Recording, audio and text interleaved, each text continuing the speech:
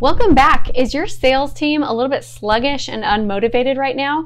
You are in the right place because this is the topic of today's Sales Doc Call.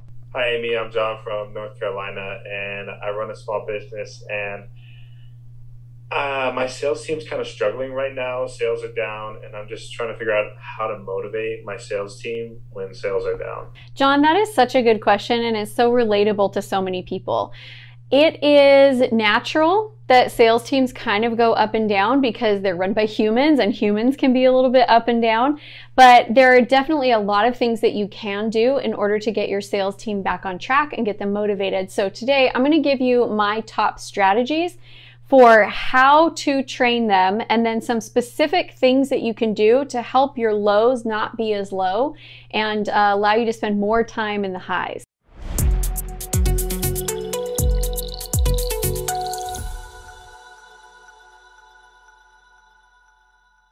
I'm Amy Walker, your sales doc, and today we are diagnosing your sales woes. So let's jump in. The first thing that I go to when my sales team is struggling is I go to this foundational principle that I always teach, which is sales success equals mindset plus skill set plus action. And then we go through and we train in each of those different areas. So first we'll take action and we'll look at activity. Sometimes like they're all sluggish and like, oh, nothing's working, and they just have decreased their call volume or they're not doing enough follow-ups. And so that's the easiest one to fix, because if it's just purely they're not doing enough activity, you just need to get them to do more activity and all of a sudden their results will pump right back up. So that's the first one I look at because again, easy fix.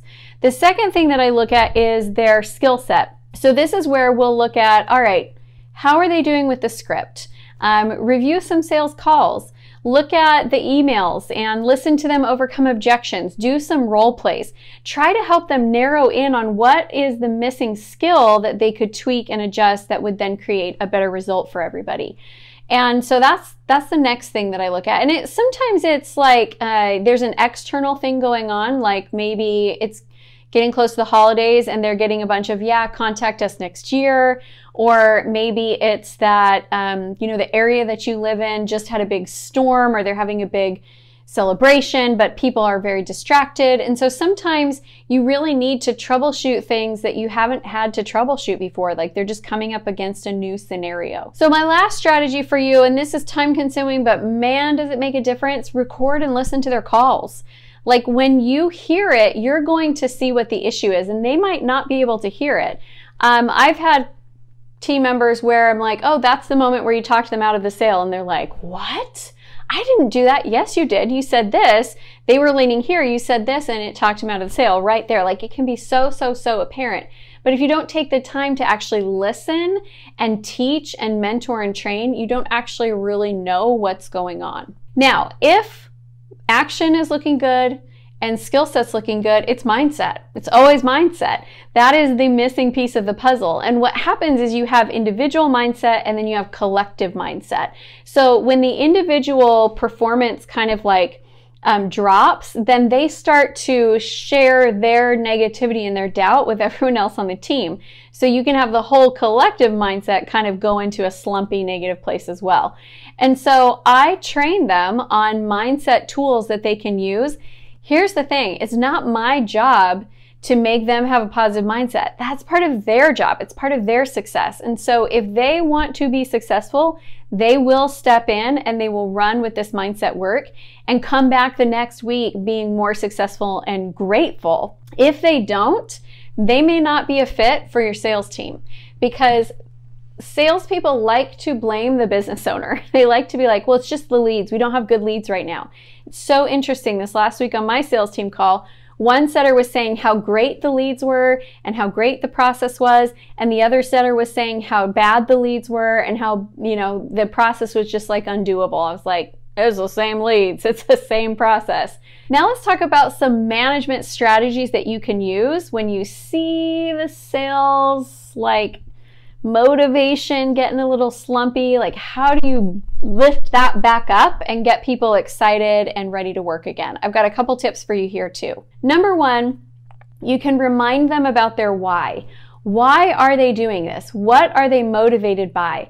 What's their bigger purpose in being successful here than just collecting a paycheck?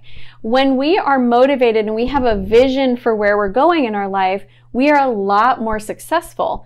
And when there's no vision and no motivation, then you feel every bump along the path of sales bruises. Like your butt just gets bonked as things go up and down. So the vision helps provide a little cushion.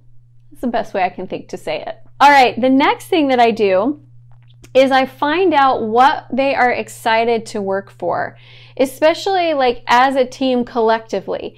You think that they're excited to work for money, but how many times have you thrown out a bonus and then they don't really work towards it? So what I do is I really tap into what excites my team. Are they excited by, and guys, different teams are excited by different things.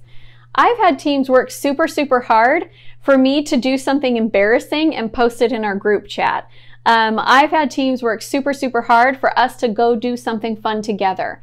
My current team, they are so excited and motivated by us all going on a trip together. So that's what we're working towards.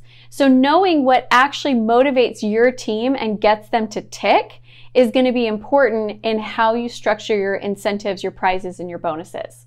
All right, the next strategy that I recommend that you implement as a team is that stories are expensive and you can't afford to buy them. I teach my team members this from early on in training. Stories are expensive and you can't afford to buy them. The stories that we tell ourselves are not necessarily true. They just kind of feel true. And so if you are believing stories, you can change out the story from a negative to a positive at any point in time. The reason I train on this as a group is so that when I start recognizing them slipping into their stories of yeah, nobody's home, or everybody's checking out before the holidays, or nobody's interested, I can be oh, that's an expensive story. You sure you want to buy that? And it creates this instant reframe to stop the whining and stop the negative team talk. We cannot afford negative team talk. So things that you can do to help encourage positive mindset. I encourage my team members to spend 15 minutes a day working on visualization and goal setting. I encourage them to listen to positive books that are going to motivate them and inspire them. I encourage them to focus on abundance and set goals and create goal posters. I encourage them to visually track their progress. I encourage them to celebrate their wins together. We are creating a culture around positive mindset as a team, and we work on it. Mindset and showers both have a couple things in common. You have to do them regularly, and if you don't, things get pretty stinky pretty fast.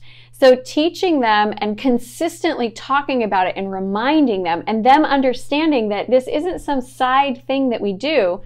Our sales mindset is a critical piece of our sales success.